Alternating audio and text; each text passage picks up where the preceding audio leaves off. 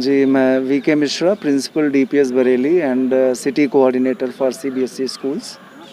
Sir, ये आजकल मुद्दा चल रहा है अभिभावक का फीस को लेकर, जी। इसमें आपकी क्या राय है? देखिए, फ़ीस नो डाउट जो भी हमारे अभिभावक ऐसे हैं जो इस कोविड के टाइम में सफ़र कर रहे हैं, उनको मैं अपनी तरफ से आश्वस्त ज़रूर करना चाहूँगा कि उनको अपने विद्यालयों में जाना चाहिए, अपनी प्रॉब्लम रखनी चाहिए और विद्यालय प्रबंधक निश्चित रूप से ऐसे पेरेंट्स की मदद करे।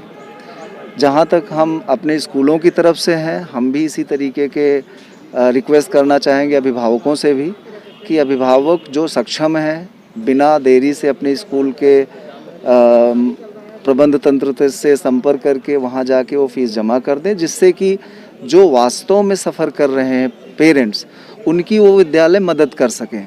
क्योंकि बहुत सारे ऐसे विद्यालय हैं जो कि कोविड के टाइम में बहुत कम फ़ीस के बावजूद अपने टीचर्स और ऑनलाइन क्लासेस को मैनेज कर रहे हैं।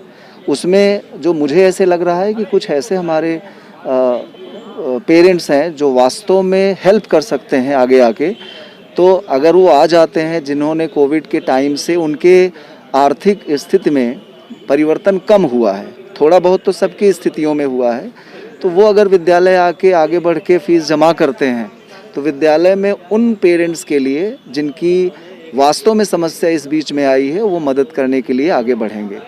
अभी जो हमको सुनाई देता है, कुछ विद्यालय ऐसे हैं जो 10-15% भी फ़ीस अभी तक नहीं कलेक्ट कर पाए, तो ऐसा तो नहीं है कि 90% पेरेंट्स सफ़र कर रहे हैं। तो नो डाउट जितने हैं, अगर 50% पेरेंट्स सफ़र कर रहे हैं तो विद्यालय ज़रूर मेहनत करके उन 50% के वजह से बाकी 50% को आगे चल के सपोर्ट करने के लिए आगे बढ़ना चाहिए। का कहना है जी, हमारा बच्चा प्री एनसी में पढ़ रहा है, जी। हम उसको 20,000 25,000 जो भी स्कूल की फीस है वो भर रहे हैं। प्री एनसी में पढ़ने वाला बच्चा किस तरह से ऑनलाइन पढ़ाई करेगा और किस तरह से ऑनलाइन टेस्ट देगा, इस पर आप क्या कहेंगे? देखिए, प्री एनसी से लेकर क्लास नर्सरी या प्ले ग्रुप तक टेस्ट का तो प्रोविज़न ही नहीं है हम लोगों के यहाँ। ऑनलाइन शिक्षा कैसे करेंगे?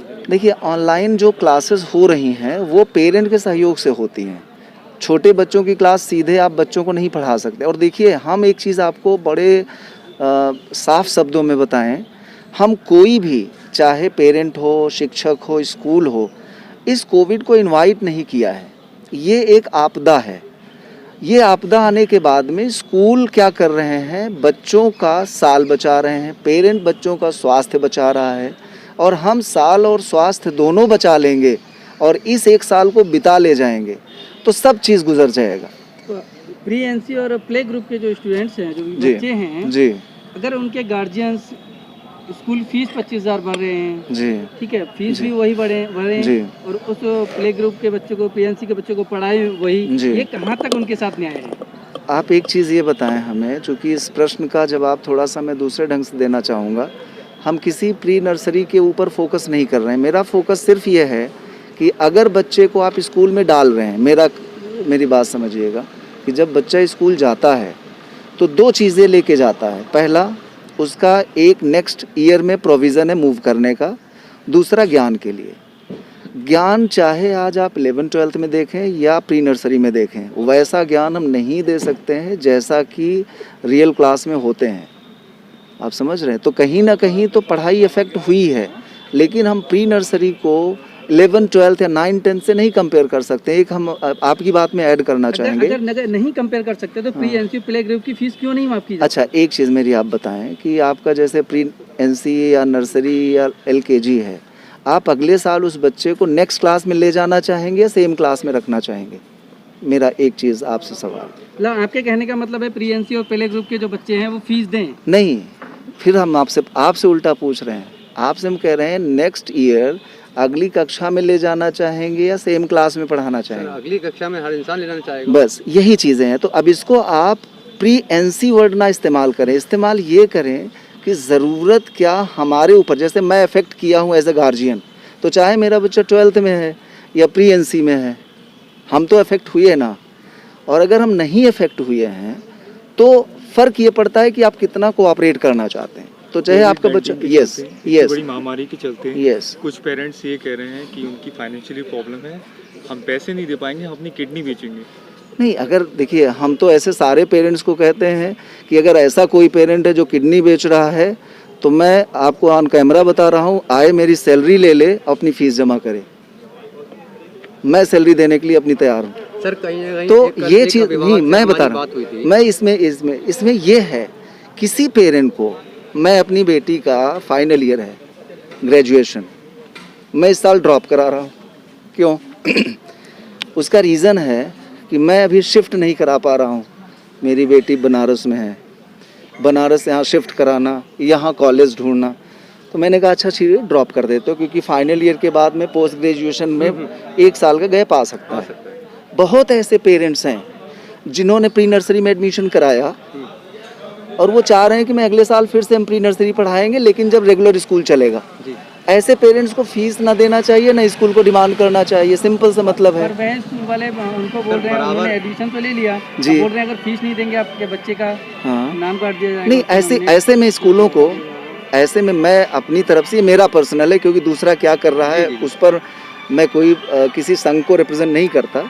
मैं एक टीचर की भूमिका को आपके सामने रख रहा हूँ कि हमें ऐसे लग रहा है, जैसे मेरे डीपीएस में कुछ ऐसे पेरेंट्स आए, वो कहते हैं सर मेरा बच्चा बहुत छोटा है, अगले साल में भी हम सेम क्लास में पढ़ाएंगे, लेकिन जब रेगुलर चलेगा, क्योंकि ऑनलाइन में हम नहीं समझा पा रहे हैं। मैंने कहा ठीक है, अगर अगले साल में आपका बच्चा पढ़ेगा तो इस साल ना आपको फीस की चिंता करना है, न इस साल आपको कोई बात करना है। आप जब भी आएगा अगले साल, आपका एडमिशन एज इट इज़ रहेगा, हम कंटिन्यू कर देंगे। सर एक लास्ट क्योंकि क्वेश्चन है जी, एक अभिभावक हमसे रख रहा है और जी। उनके पास एंड्रॉइड मोबाइल नहीं था, जी। उनके बच्चे राधा माधव में पढ़ते हैं, जी, उनको दबाव बनाया जा रहा है और उस अभिभावक का कहना है ये है अगर इस तरीके से दबाव मेरे को बनाया गया तो मैं आत्मदाह कर लूंगा। तो कहाँ तक ये सही है? ऐसे स्कूल इस तरीके से मतलब इंसान को टॉर्चर कर रहे हैं, देखिए मेंटली दो टॉर्चर चीज़ें करा जा रहा है। हैं, दो चीज़ें हैं। देखिए, एक तो आपकी तरफ से है कि कोई भी अभिभावक को किस तरीके से सर वो वहाँ अभिभावक कोऑर्डिनेट जो हो है, रहा जी, कोऑर्डिनेट हो रहा है। जी।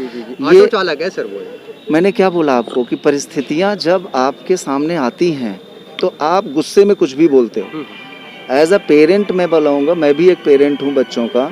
अगर हम अपने बच्चे की फ़ीस किसी वजह से नहीं दे पा रहे हैं तो हमारा क्या ये मकसद है मैं कभी नहीं दूंगा, या ये मकसद है मुझे सहूलियत मिले? अगर सहूलियत लेना है तो साल भर की, 1.5 साल की, 2 साल की, बहुत सारे लोग कर्जे लेकर और 4-4 साल बाद अपने कर्जे उतारते हैं। मैं स्कूलों के नाम पे नहीं बता रहा हूँ, नॉर्मल तरीके से। तो हम ये भी तो सपोर्ट कर सकते हैं पेरेंट्स को, भाई ठीक है, आप अगर नहीं देना चाह रहे हो तो आप कोई कंडीशन बता दो जिसमें हम सपोर्ट कर दें। देना चाहते हो, बाद में देना चाहते हो, वो कंडीशन बता दो, वो सपोर्ट करा दें। आज के टाइम में मुझे लग रहा है कि सिर्फ इतना टाइम पेरेंट्स को लेना चाहिए अपने अभिभावकों स्कूलों से कि फ़िलहाल मुझे सपोर्ट किया जाए, हमारी ये परिस्थितियाँ इस तरीके से रिजॉल्व होंगी और उसके बाद में हम जो है इसको वापस कर सकते हैं। लेकिन फ्यूचर किसने देखा है? आज के हम 10 दिन बाद, आज कोविड क्या किसी ने सोचा था कि मार्च में हम आराम से स्कूल चला रहे थे, अचानक अप्रैल से बैठ गए। तो फ्यूचर जब आगे आएगा तो उस समय फिर से सपोर्ट के लिए आगे बढ़ेंगे। स्कूल भी स्थित हैं, पेरेंट्स भी हैं, बच्चे भी हैं। इस समय मुझे लग रहा है स्कूल और पेरेंट्स और बच्चों के बीच में एक ट्रायंगुलर रिलेशन बहुत स्ट्रॉन्ग होना चाहिए। जो सक्षम नहीं है तो उनकी एटलीस्ट फीस तो उनको सपोर्ट में, स्कूल को उनके सपोर्ट में आना चाहिए। जो सक्षम है ठीक है, उनके बाद समझ में आती है कि वो फीस जमा करें, अदरवाइज जो सक्षम नहीं है उनके नहीं। सर क्या? अच्छा, एक चीज़ मैं आपको बताऊँ, जितना मेरा अपना एक्सपीरियंस है उस हिसाब से जो भी पेरेंट्स अप्रोच किए हैं, जो मेरे पास में इंफॉर्मेशन है, उन सभी से